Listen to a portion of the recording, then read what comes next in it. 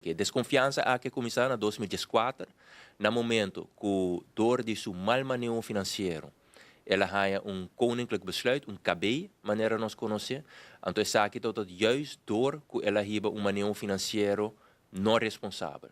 Caminha todo em déficit não, de riba 400 milhões florim, então esse é o momento que Hulanda intervenir, passar riba estatuto, toen koninklijk besluit, então exigir para 2015 e aceitar a supervisão financeira. Eu te referi na supervisão financeira como se fosse algo que nós tínhamos, como se fosse algo que a borda introduzir sim mais. Mas o motivo de com essa aqui a borda imponer riba Aruba está juist door de mal manejo financeiro. Então, aqui está o motivo de com de desconfiança de sua pessoa. E não somente é hecho que ela riba mal manejo financeiro, mas também sua ação não depois de essa aqui.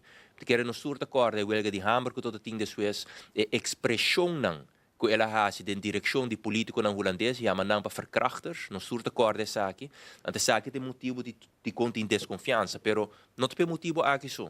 Nós surta corda bom de seu liderazgo do gabinete Eman 2.